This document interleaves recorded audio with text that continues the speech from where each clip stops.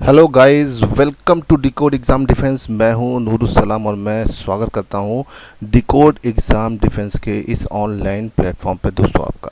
जैसा कि दोस्तों एग्ज़ाम बहुत ही करीब है और ये एग्ज़ाम में आने वाले टॉपिक्स के अकॉर्डिंग, मोस्ट इम्पॉर्टेंट टॉपिक्स के अकॉर्डिंग हम यहाँ पर कुछ स्पेशल टॉपिक्स की चर्चा कर रहे हैं। उन्हीं में से एक स्पेशल टॉपिक है आज का, नेशनल पार्क्स इन इंडिया। तो दोस्तों आज हम बात करेंगे नेशनल पार्क्स इन इंडिया। ठीक है, इसका बेसिक कंसेप्ट समझेंगे और इसके कुछ फैक्ट्स के बारे में जानेंगे और क्या क्या चीज़ें आपके एग्ज़ाम के लिए इम्पोर्टेंट है वो सब हम आपको आज सब बता देंगे। ठीक है, नेशनल पार्क का A to Z हर चीज़ को हम आपके साथ क्लियर कर देंगे दोस्तों। तो हमसे जुड़ जाइए, तुरंत वीडियो को लाइक और शेयर कर दीजिए और अगर हमारे चैनल को सब्सक्राइब नहीं किया है तो तुरंत सब्सक्राइब कर दीजिए और हाँ, बेल आइकन दबाना मत भूलिएगा। चलिए हम शुरू करते हैं टॉपिक के बारे में। टॉपिक है नेशनल पार्क। देखो पहले तो मैं इस टॉपिक की इम्पोर्टेंस बताऊं। देखो आज के टाइम में जितने भी पेपर्स हो रहे हैं उन पेपर्स में इससे क्वेश्चंस आते ही आते हैं। ये एक यूनिवर्सल एवरग्रीन टॉपिक है जहां से आपके पेपर में क्वेश्चन बनने ही हैं, है ना। तो ये टॉपिक मिस करने का मतलब है आपने नंबर खो दिया। और बहुत ही इजी टॉपिक होता है लेकिन बच्चों को बहुत डिफ़िकल्ट लगता है। ठीक है, इसके कॉन्सेप्ट से मैं आपको समझाऊंगा, है ना दोस्तों। कॉन्सेप्ट से शुरू करूंगा और कॉन्सेप्ट से शुरू करके ज़ीरो से हीरो तक आपको एक एक चीज़ समझाऊंगा यहाँ पर। तो सबसे पहली चीज़ तो नेशनल पार्क होते क्या हैं और बनते क्यों हैं, हमें ये चीज़ समझना है। क्योंकि दोस्तों आपको देना है कौन सा एग्ज़ाम, आपको देना है यूपीएससी, और यूपीएससी मतलब कंसेप्ट वाला पेपर। तो यहाँ पर हम एक एक चीज़ को समझेंगे। तो भाई अगर वीडियो पसंद आ रही है तो लाइक और शेयर करते जाइए, ज़्यादा से ज़्यादा दोस्तों तक इसे पहुंचा दिए ताकि हमारा जो प्रयास चल रहा है वो ज़्यादा से ज़्यादा लोगों तक पहुंचे। चलो शुरू करते हैं आज के इस टॉपिक को, नेशनल पार्क। देखिए नेशनल पार्क क्या होता है, इसको समझने के लिए सबसे पहले हमें ये समझना है जैव विविधता क्या होती है। क्यों? क्योंकि ये जैव विविधता की वजह से ही बनाए जाने वाला एक हिस्सा है।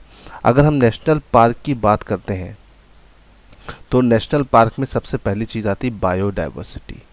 अब ये बायोडाइवर्सिटी या जैव विविधता क्या होती है, जब इस पे क्वेश्चन बनता है तो technically biodiversity is a combination of two words. ये दो शब्दों से मिलके बना है। Biodiversity is a combination of two words, first is fauna and second word is flora. Flora means plant, fauna means animal. Plant और एनिमल का जो कॉम्बिनेशन होता है उसी को दोस्तों हम क्या बोलते हैं, उसी को हम बोलते हैं बायोडाइवर्सिटी। तो बायोडाइवर्सिटी क्या होता है, biodiversity is a combination of two word, flora and fauna, and where we got this special type of biodiversity most, we got this type of biodiversity in evergreen forest। ठीक है, आपको कहीं पर भी अगर एवरग्रीन फॉरेस्ट मिलेगा तो आपको बायोडाइवर्सिटी मिलेगी। और डायरेक्टली और इनडायरेक्टली ये एवरग्रीन फॉरेस्ट आपको सबसे ज़्यादा ऑल ओवर वर्ल्ड मिलते कहाँ है, ट्रॉपिक्स के बीच में। ट्रॉपिक्स मतलब tropic of cancer and tropic of capricorn, इसे याद रखिएगा। तो ये कुछ बेसिक चीज़ें हैं जो आपको दिमाग में बैठा लेनी है, इन्हीं चीज़ों को हमें चलना है। अब बायोडाइवर्सिटी क्या होती है ये आपको क्लियर हो गया। बायोडाइवर्सिटी कंजर्वेशन के लिए ही हम बनाते हैं नेशनल पार्क। तो अब ये बायोडाइवर्सिटी कंजर्वेशन क्या होता है, what you mean bye biodiversity conservation. तो बायोडाइवर्सिटी कंजर्वेशन को जब हम डिस्कस करते हैं तो देखिए कंजर्वेशन आपके सामने है भाई, फ्लोरा और फौना को कंजर्व करना। तो फ्लोरा और फौना को कंजर्व करके उनको आगे के लिए सेव करना है। क्यों? क्योंकि हमारी फूड चेन गड़बड़ ना हो और फूड चेन का कोई भी एलिमेंट मिसिंग ना हो, इसीलिए हम बायोडाइवर्सिटी को कंजर्व करते हैं। अब दोस्तों बायोडाइवर्सिटी को कंजर्व करने के मेथड कौन कौन से हैं, तो बायोडाइवर्सिटी या जैव विविधता को कंजर्व करने के हमारे पास दो स्टैंडर्ड मेथड होते हैं। पहला मेथड कौन सा होता है, पहला मेथड होता है स्वास्थाने, इंग्लिश में we call it in situ, है ना। और दूसरा मेथड होता है परिस्थाने, in English we called it ex situ. What is you mean by स्वस्थाने और इन सितु। तो when we conserve any biodiversity in its original habitat it is known as in situ. जब किसी भी जैव विविधता को उसके ओरिजिनल स्थान पर कंजर्व या संरक्षित किया जाता है उसे बोलते हैं स्वस्थाने। And when we conserve any biodiversity in special artificial habitant is known as ex situ परिस्थान। जब किसी भी जैव विविधता को उसे कृत्रिम आवास में संरक्षित किया जाता है तो इसको हम क्या बोलते हैं, इसको हम बोलते हैं एक्स सेतु। तो व्हाट इज इन सेतु और एक्स सेतु, तो बेसिकली आप बहुत आसान से समझ सकते हैं। इन सेतु का मतलब होता है नेचुरल हैबिटेंट और एक्स सेतु का मतलब क्या होता है, आर्टिफिशियल इन हैबिटेंट। तो आई होप कि आपको ये समझ में आएगा कि यहाँ पर सारी चीज़ें नेचुरल फॉर्म में होती हैं, मतलब उसके साथ कोई भी छेड़खानी नहीं की जाती, और इस जगह पर दूसरे वाले में सब चीज़ें किस फॉर्म में होते हैं, आर्टिफिशियल फॉर्म में। तो guys you have to remember this. Now further what are the example और what are the criteria of in situ. तो इन सेतु या स्वस्थाने के जो क्राइटेरिया होते हैं वो 3 होते हैं। एक होता है राष्ट्रीय उद्यान, दूसरा होता है वन जीव अभ्यारण्य, और तीसरा होता है जैव विविधता संरक्षित क्षेत्र। What is the example of ex situ, zoo मतलब चिड़ियाघर, सेकंड नंबर पे वनस्पति उद्यान और बॉटनिकल गार्डन, और थर्ड नंबर पे प्रयोगशाला। तो गाइज एक्स सेतु और इन सेतु का एग्जाम्पल आपके सामने लिखे हुए हैं, ठीक है। इन्हीं एग्जाम्पल के अलावा कोई और एक्स्ट्रा एग्जाम्पल नहीं है। तो कभी कभी पूछता है what is the example of in situ, तो आपके पास 3 एग्जाम्पल है। What are the example of ex situ, तो आपके पास 3 एग्जाम्पल है, ठीक है। कभी कभी कौन सा एक्स सेतु है या कौन सा इन सेतु है ये पूछ लेता है, या कौन सा नहीं है ये भी पूछ लेता है। तो देखो हमें यहाँ पर जो एग्ज़ाम में बहुत आता है वो पहला टॉपिक है नेशनल पार्क, फिर एक टॉपिक हम बनाएंगे वाइल्ड लाइफ सेंचुरीज पर, और एक बनाएंगे बायोस्फीयर रिजर्व पर। तो हमारे पास 3 टॉपिक है, बैक टू बैक हम इन तीनों टॉपिक्स पर आपके साथ चर्चा करेंगे दोस्तों, ठीक है। लगे रहिए, जुड़े रहिए। ये पार्ट 1 है, पार्ट 2 भी आएगा, पार्ट 3 भी आएगा, क्योंकि पार्ट 1 में सिर्फ हम नेशनल पार्क को डिस्कस करने वाले हैं, ठीक है। तो नेशनल पार्क क्या होता है भाई, नेशनल पार्क जहाँ पे फ्लोरा और फौना दोनों का कंजर्वेशन होता है भाई। National park is the area which conserve both flora as well as fauna. देखो national park wildlife sanctuary में सिर्फ वाइल्ड एनिमल मतलब फौना का फ्लोरा का कंजर्वेशन होता है, और बायोस्फीयर रिजर्व एक बहुत बड़ा रीजन होता है। ये जो होता है ये बाकी दोनों के मुकाबले सबसे बड़ा होता है। तो गाइज हमको शुरू करना है नेशनल पार्क, तो हम नेशनल पार्क को समझते हैं और इन सब चीज़ों को और डिटेल में आगे के लेक्चर में देखेंगे। चलिए शुरू करते हैं national park. National park is example of in situ. अब एग्जैक्टली नेशनल पार्क होता क्या है इसको समझना है। देखो गाइज नेशनल पार्क की अगर हम बात करें तो इंडिया में नेशनल पार्क कितने हैं भाई, national park how many national park we have in total, all total we have 104 national park. कितने, 104। वैसे तो वेबसाइट पर 103 ही अपडेटेड है, लेकिन 104 हो चुके हैं, इसे याद रखिएगा। अब नेशनल पार्क क्या होता है, नेशनल पार्क की एक बेसिक डेफिनेशन जो आपको पता होनी चाहिए, एनसीईआरटी की डेफिनेशन, ठीक है। It is a group of 1 or more ecosystem that are protected from human access, ठीक है। ये 2 या 2 से ज़्यादा इकोसिस्टम का ग्रुप होता है जो ह्यूमन एक्सेस से प्रोटेक्ट होता है, ठीक है। यहाँ पर स्पेशल साइंटिफिक रिसर्च डन की जाती है प्लांट पर, ट्री पर और अलग अलग तरह के एनिमल्स पर और उनके निवास पर, ठीक है। और इसकी जो बाउंड्री बनाई जाती है अकॉर्डिंग टू इंडियन लॉ बनाई जाती है, ठीक है। और जितने भी इंडिया में नेशनल पार्क होते हैं, all Indian national park are in the list of IUCN. The second category include protected area. Haile National Park is the first Indian national park और जो 1936 में बना था, और आज के टाइम में इसका नाम बदल के हो गया जिम कॉर्बेट नेशनल पार्क, जो अभी पहले यूपी में था, अभी उत्तराखंड में आ गया है।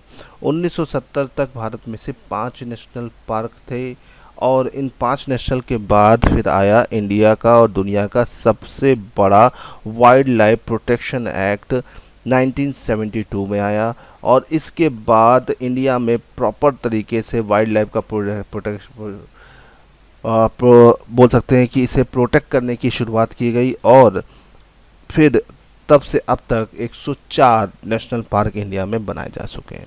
तो भाई ये कुछ बेसिक चीज़ें थी जो आपको पता होनी चाहिए, ठीक है। नेशनल पार्क की डेफिनेशन क्या है, इससे क्या क्या चीज़ें आपके एग्जाम में बन सकती हैं, वो मैंने आपको यहाँ पर एक ईजी गोइंग वे में बता दिया। फ्रेंड्स अगर आपको वीडियो पसंद आ रहा है तो लाइक और शेयर करना मत भूलिएगा, और ज़्यादा से ज़्यादा लोगों तक इस वीडियो को पहुंचाते जाइए, ताकि इस वीडियो के बनाने का मेन मोटिव है ज़्यादा से ज़्यादा रिक्वायर्ड जनता तक पहुंचना। चलो अब यहाँ से आगे बढ़ते हैं और कुछ क्वेश्चन। सबसे पहले क्या होता है कि जब आप नेशनल पार्क को पढ़ते हो तो बहुत सारी चीज़ें दिमाग में बनती है कि कैसे होगा, क्या होगा और क्या क्या नहीं होगा। तो देखो यहाँ पर जो सबसे मोस्ट वांटेड चीज़ें हैं जो नेशनल पार्क में आती हैं वो ये सामने लिखे हुए क्वेश्चन है। सबसे ज़्यादा एग्जाम में यही आते हैं और इन्हीं से क्वेश्चन बनता है। ठीक है, पहला, the only floating national park of world in India कौन सा है, ये क्वेश्चन बनता है। दूसरा, दुनिया का सबसे बड़ा नेशनल पार्क कौन सा है। तीसरा, दुनिया का सबसे ऊंचाई पर स्थित नेशनल पार्क कौन सा, highest national park of India. Bharat का सबसे पुराना नेशनल पार्क कौन सा है। भारत का सबसे छोटा नेशनल पार्क कौन सा है। और भारत में सबसे ज़्यादा नेशनल पार्क किस रीजन में है। ये कुछ बेसिक क्वेश्चंस हैं, फैक्ट्स हैं, इनको आपको पता होना चाहिए। तो गाइस अगर आपको इनमें से किसी का भी आंसर पता है तो तुरंत अभी कमेंट सेक्शन में इसके आंसर लिखते जाइए। ठीक है, और आंसर लिख के मुझे तुरंत अवेयर कराइए। नहीं है तो मैं अभी सारे आंसर आपको क्लियर कर दूंगा और एकदम कॉन्सेप्ट के साथ, ज़ीरो से सब चीज़ें एकदम क्लियर हो जाएंगी। ठीक है, क्वेश्चन 1 2 3 4 5 6 क्वेश्चन है। तो जिस क्वेश्चन का भी आंसर आपको पता है तो 1 का ये, 2 का ये, 3 का ये, आप ऐसे आंसर दे सकते हो। चलो अब यहाँ से आगे बढ़ते हैं। सबसे पहले क्वेश्चन का आंसर है दुनिया का एकमात्र तैरता हुआ नेशनल पार्क। तो दुनिया का एकमात्र तैरता हुआ नेशनल पार्क कौन सा है भाई, आपके सामने है। पार्क का नाम है Keibul Lamjao. Keibul Lamjao is the only floating national park of the world, जो आपका मणिपुर में है। कहाँ पर है दोस्तों, मणिपुर और लोकटक लेक के ऊपर है। तो इसे भूलिएगा मत, लोकटक लेक के ऊपर मणिपुर में स्थित है। ठीक है, ये दुनिया का एकमात्र तैरता हुआ राष्ट्रीय उद्यान है केबुल लामजो। इसको मत भूलिएगा, मोस्ट इंपॉर्टेंट है, एग्जाम के लिए सबसे ज़्यादा यूजफुल है। चलो हम यहाँ से आगे बढ़ते हैं। भारत का सबसे बड़ा राष्ट्रीय उद्यान। भारत का सबसे बड़ा राष्ट्रीय उद्यान का नाम है हेमिस हाई। ठीक है, ये भारत का सबसे बड़ा और सबसे ऊंचाई पर स्थित नेशनल पार्क में से एक है दोस्तों, इसे मत भूलिएगा। सबसे बड़ा और सबसे ऊंचाई पर स्थित नेशनल पार्क है हेमिस हाई नेशनल पार्क। पहले तो ये जम्मू कश्मीर में हुआ करता था, अभी ये हो गया है कहाँ पर, लद्दाख में। तो इसको मत भूलिएगा, मोस्ट इंपॉर्टेंट है। ठीक है, अब यहाँ से थोड़ा सा आगे बढ़ते हैं और पहुँचते हैं अपने अगले पे। अगला है भारत का सबसे पुराना नेशनल पार्क। भारत का सबसे पुराना नेशनल पार्क आपका सामने मैं बता चुका हूँ और इसके बारे में हम काफ़ी चर्चा शुरू में भी कर चुके हैं और कई लोगों को पता भी है। इसका नाम है जिम कॉर्बेट नेशनल पार्क, जो कि इस टाइम में उत्तराखंड में है। पहले यूपी में हुआ करता था, जब ये बना तब इसका नाम था हेले नेशनल पार्क।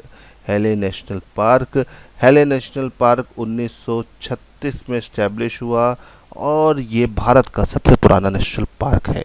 इसको मत भूलिएगा, बहुत इंपॉर्टेंट है। अब यहाँ से आगे बढ़ते हैं और आते हैं इंडिया के सबसे छोटे नेशनल पार्क पर। इंडिया का सबसे छोटा नेशनल पार्क है साउथ बाटन। ये साउथ बाटन नेशनल पार्क जो है, ये पार्क आपको कहाँ पे मिलेगा, ये मिलेगा अंडमान निकोबार में। ठीक है, अगर हम बात करते हैं तो अंडमान निकोबार छोटा सा एरिया है, लेकिन यहाँ पर नेशनल पार्क की कोई कमी नहीं है। यहाँ पर आपको बेहिसाब नेशनल पार्क मिलेंगे दोस्तों। इतने नेशनल पार्क कि आप परेशान हो जाएंगे। कम से कम 9 नेशनल पार्क हैं यहाँ पर। लेकिन ये एक टाइम था, ये इंडिया में सबसे ज़्यादा नेशनल पार्क वाला रीजन में आता था, है ना। इंडिया में सबसे ज़्यादा नेशनल पार्क एमपी और अंडमान में पाए जाते थे, लेकिन अभी एमपी में 10 नेशनल पार्क हो गए हैं। तो अभी करेंटली सबसे ज़्यादा नेशनल पार्क कहाँ पाए थे, एमपी में। एमपी के बाद अगर किसी का नंबर आता है तो अंडमान निकोबार का आता है। अंडमान निकोबार में कुल मिलाकर 9 नेशनल पार्क हैं। देखो ये आपका साउथ बाटन है, वहाँ की स्पेसीज़ के कुछ आपको डायग्राम यहाँ पर दिख रहे हैं। तो ये तो हो गए मोस्ट वांटेड क्वेश्चन जो आपके एग्ज़ाम में कई बार बार लगातार आते हैं। अब दोस्तों यहाँ से आगे बढ़ते हैं तो आते हैं मोस्ट इम्पॉर्टेंट नेशनल पार्क। जब हम नेशनल पार्क की बात करते हैं तो गांधी नाम वाले नेशनल पार्क बहुत ज़्यादा एग्जाम में आते हैं। अब गांधी वर्ड आते ही आपको दिमाग में आएगा कि बहुत सारे गांधी है ना। शुरुआत होती भाई महात्मा गांधी से, है कि नहीं भाई। एग्जाम में क्वेश्चन आता है महात्मा गांधी नेशनल पार्क कहाँ पर है, तो भाई महात्मा गांधी नेशनल पार्क आपको कहाँ मिलेगा, ये मिलेगा आपको अंडमान एंड निकोबार। ठीक है, इसे याद रखिएगा, मोस्ट इंपॉर्टेंट में से एक है। फिर आता है इंदिरा गांधी नेशनल पार्क। तो इंदिरा गांधी नेशनल पार्क आपको मिलेगा तमिलनाडु। तमिलनाडु का एक एरिया होता है टॉप स्लिप, वहाँ पे पाया जाता है। फिर आता है राजीव गांधी। जब इंदिरा गांधी के पुत्र और राजीव गांधी का जब नाम आता है तो 3 जगह आपको नेशनल पार्क मिलेगा। एक ओरंग जो कि आपका आसम में है, फिर नागरहोल, इसका भी दूसरा नाम राजीव गांधी है, जो कि आपका कर्नाटका में है। इसके बाद आता है रामेश्वरम, ठीक है, जो आपका आंध्र प्रदेश में है। तो भाई जब राजीव गांधी का नाम आता है तो आपको 3 नेशनल पार्क 3 अलग अलग स्टेट में मिलते हैं। फिर आते हैं संजय। देखो संजय में एक होता है भाई, संजय गांधी थे, लेकिन इनके पुत्र जो हैं वरुण गांधी, ये राजीव गांधी थे कांग्रेस पार्टी में, है ना। लेकिन अब क्या है, इनके जो मेन इनके बच्चे जो हैं राहुल गांधी, ये सब तो कांग्रेस में, लेकिन संजय गांधी के पुत्र वरुण गांधी वो चले गए बीजेपी में। तो भाई इन्होंने गांधी का इस्तेमाल नहीं किया, गांधी का। तो देखो जब संजय के साथ गांधी लगा हुआ है तो भाई आपके पास 2 नेशनल पार्क मिलेगा। एक तो संजय गांधी नेशनल पार्क जो आपका महाराष्ट्र में है, ठीक है, और सिर्फ अगर संजय नेशनल पार्क आएगा तो भाई वो एमपी में है, ठीक है। फिर एक आता है Sanjay national park, Sanjay Gandhi national park गुरु घासीदास, ये आपका छत्तीसगढ़ में है। तो गाइस इस तरह से देखा जाए तो गांधी नाम वाले नेशनल पार्क पर आपको थोड़ा सा ध्यान देना है। स्पेशली देखो महात्मा गांधी और इंदिरा गांधी से काफ़ी क्वेश्चन बनते हैं, फिर थोड़ा बहुत राजीव गांधी, संजय गांधी का भी इतना ज़्यादा क्वेश्चन नहीं बन रहे, लेकिन ये बाकी गांधी परिवार के आ चुके हैं। तो देखो ये तो मोस्ट इंपॉर्टेंट में 1 नंबर पे था, ठीक है। अब आते हैं दूसरे नंबर पे। दूसरे नंबर पे आते हैं तो हमारे पास आती है वैली। वैली मतलब घाटियाँ। घाटी पर आधारित या घाटी जिस भी राष्ट्रीय उद्यान के नाम के आगे या नेशनल पार्क के आगे घाटी लगी है, तो घाटी वाले नेशनल पार्क को हम यहाँ पर देखेंगे। जैसे कि शांत घाटी। शांत घाटी नेशनल पार्क आपका वैसे तो केरल आता है, जब भी शांत घाटी आता है तो आपको केरल लगाना है, लेकिन ये याद रखिएगा शांत घाटी 3 ट्राई जंक्शन पे है। 3 ट्राई जंक्शन मतलब एक तरफ इसका कर्नाटका का एरिया है, एक तरफ आपका तमिलनाडु का एरिया है और एक तरफ केरला का एरिया है। तो ये ट्राई जंक्शन पे आता है, तीनों स्टेट को कवर करता है। फिर आते हैं नेवरा वैली। भाई देखिए नेवरा वैली आता है, ठीक। कोई बताएगा कि नेवरा वैली नेशनल पार्क कहाँ पर है? कमेंट में जल्दी से बताओ, फिर मैं आपको बताता हूँ ये कहाँ पर है। जल्दी से कमेंट में बताओ, फिर मैं बताता हूँ। देखो फिर आता है फूलों की घाटी। फूलों की घाटी तो यह आपका भाई उत्तराखंड चमोली डिस्ट्रिक्ट में है, ठीक है। फिर आता है कांगेड़ वैली। कांगेड़ वैली की अगर हम दोस्तों बात करें तो ये कांगेड़ वैली कहाँ मिलेगा आपको? छत्तीसगढ़, ठीक है। और pin national park, pin valley, pin valley जो है ये हिमाचल प्रदेश में है। और अब आता है लास्ट वाला नेवरा वैली, आपका आता है वेस्ट बंगाल। तो दोस्तों इसको याद रखिएगा, ये मोस्ट इंपॉर्टेंट घाटियाँ हैं, ठीक है। कभी कभी मैच द फॉलोइंग में आ जाती हैं, कभी कभी सीधे सीधे आ जाती हैं। तो इन सारी घाटियों को याद रखिएगा। मैं बहुत आसान तरीके से आपको बता रहा हूँ, 2 से 3 बार इस वीडियो को देख लोगे, हमेशा के लिए नेशनल पार्क रट जाएंगे, ठीक है। चलो भाई अब यहाँ से आगे बढ़ते हैं और आते हैं स्टेट वाइज। देखो स्टेट वाइज नेशनल पार्क मैं इसलिए बता रहा हूँ क्योंकि देखो कभी कभी क्या होता है ना, थोड़ा सा फिगर आउट करने को आ जाता है, मैच द फॉलोइंग में यहाँ से क्वेश्चन बन जाते हैं, ठीक है। जैसे कि जम्मू कश्मीर में नेशनल पार्क वैसे तो 4 थे, लेकिन हेमिस चला गया कहाँ? लेह लद्दाख में, तो अभी बचे कितने? 3। 3 में अगर देखा जाए तो नंबर 1 पे आता है दाचिगम।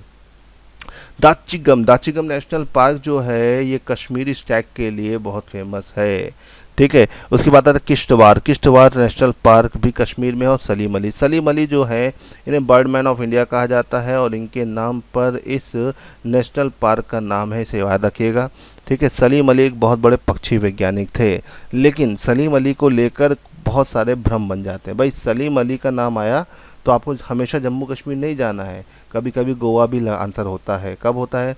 जब पूछा जाए सलीम अली बर्ड सेंचुरी कहाँ है, तो भाई सलीम अली बर्ड सेंचुरी आपको कहाँ पे मिलेगी? आपको गोवा में। चलो अब यहाँ से आगे बढ़ते हैं और अगला स्टेट दोस्तों हमारे पास आता है हिमाचल प्रदेश।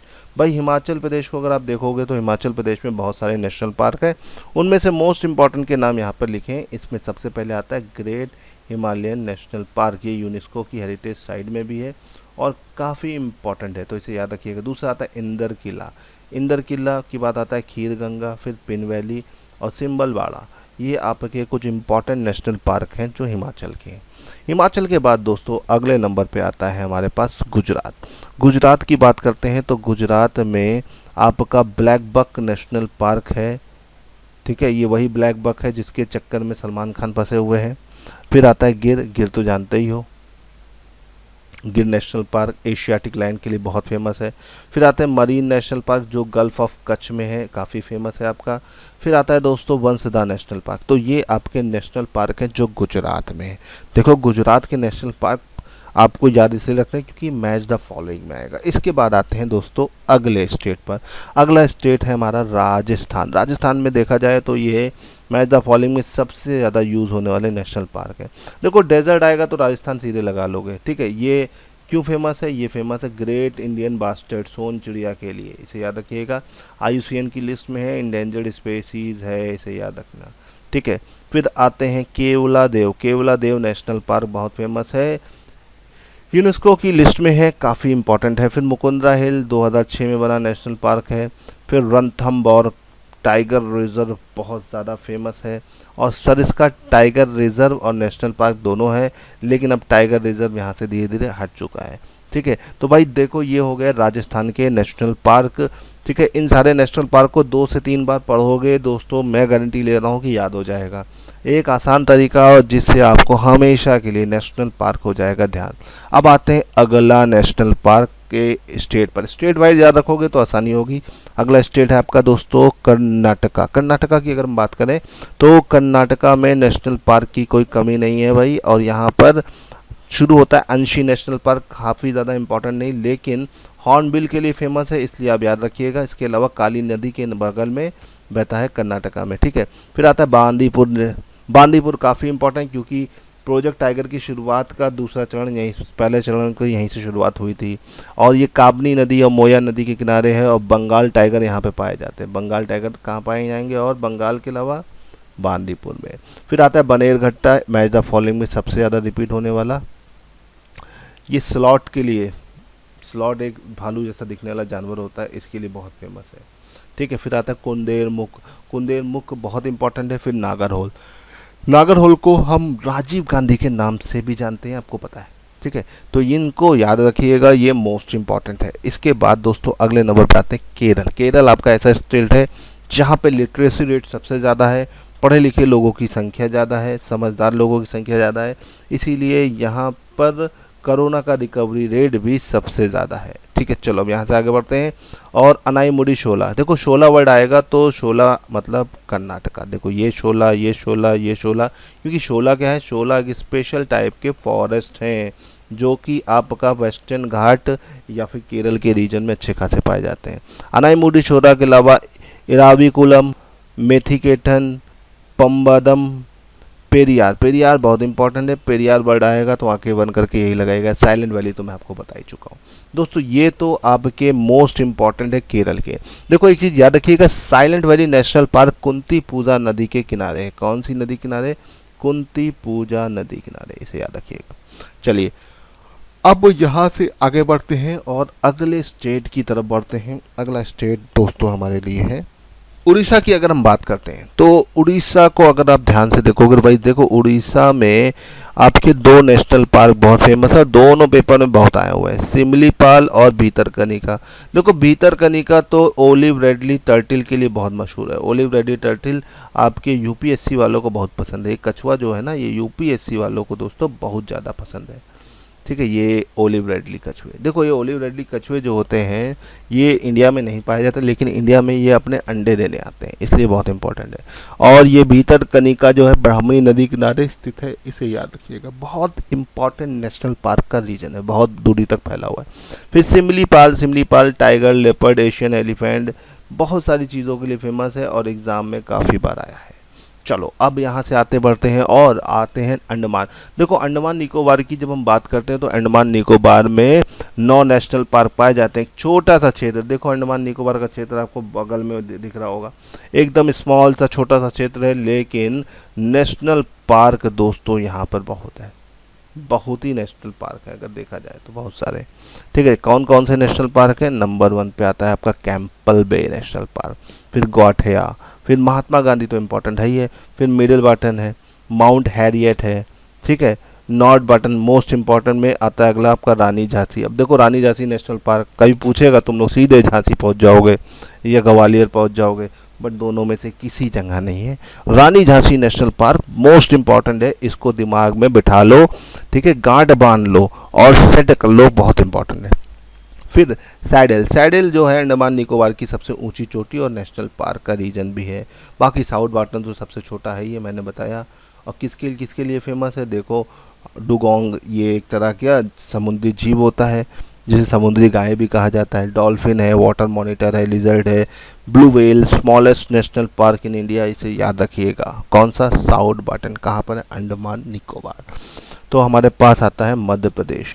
देखो मध्य प्रदेश में बहुत सारे नेशनल पार्क हैं, इसमें सबसे पहले आता है बांधवगढ़, ठीक है, सबसे बड़ा 10 नेशनल पार्क का रीजन यही है, ठीक है। इंडिया में सबसे ज़्यादा जंगल जहाँ होंगे वहीं पर नेशनल पार्क होंगे। देखो जहाँ पे जंगल होगा वहाँ नेशनल पार्क 100% होगा। तो सबसे ज़्यादा ग्रीन फॉरेस्ट कवर एरिया सबसे बड़ा आपका मध्य प्रदेश है, तो ऑब्वियस बात है नेशनल पार्क भी यहाँ पर ज़्यादा होगा। तो बांधवगढ़ के बाद आता है कान्हा नेशनल पार्क, तो उसके बाद आता है कूनो, कूनो सबसे नए बने में से एक है, ठीक है, 104 नंबर वाला यही है कूनो नेशनल। फिर माधव नेशनल पार्क, मांडला नेशनल पार्क, पन्ना नेशनल पार्क, पेंच, रुडयार्ड किपलिंग की जंगल बुक का पूरा लेन देन इसी पेंच नेशनल पार्क से संबंधित है। फिर भाई आता है संजय नेशनल पार्क, फिर सतपुरा नेशनल पार्क, फिर वन विहार, ठीक है, इसे याद रखिएगा। ये कुछ इम्पॉर्टेंट नेशनल पार्क हैं, वैसे तो इतना नाम याद रखने की ज़रूरत नहीं है, आपको कान्हा, बांधवगढ़ और माधव नेशनल पार्क को याद रखना है। बाकी अगर याद रखोगे तो मैच द फॉलोइंग में काम आ जाएगा। तो दोस्तों ये तो हो गए मोस्ट इम्पॉर्टेंट नेशनल पार्क। ये वो इम्पॉर्टेंट नेशनल पार्क हैं जो एग्ज़ाम में काफ़ी ज़्यादा कई बार पूछे गए हैं। तो इन नेशनल पार्क को मत भूलिएगा। मेरे हिसाब से 104 नेशनल पार्क से मैंने घटा के इसको 50% कर दिया। अगर ये 50% तुम लोग याद रखोगे तो मैं जानता हूँ कि आप एग्ज़ाम में क्वेश्चन कर ले जाएंगे, ठीक है। और ज़्यादा से ज़्यादा क्वेश्चन यहीं से ही कवर होंगे, इसको याद रखिएगा। चलो अब यहाँ से आगे बढ़ते हैं। तो भाई आपको ये वीडियो कैसा लगा, भाई अच्छा लगा तो भाई लाइक और शेयर कर दीजिएगा, ज़्यादा से ज़्यादा लोगों तक इस वीडियो को पहुँचा दीजिएगा और कोशिश करिएगा कि भाई इसको शेयर करें और हमारे टेलीग्राम ग्रुप से भी जुड़ जाओ दोस्तों। टेलीग्राम ग्रुप से जुड़ जाओगे तो ज़्यादा से ज़्यादा चीज़ें आपको अपने आप ही क्लियर हो जाएंगी।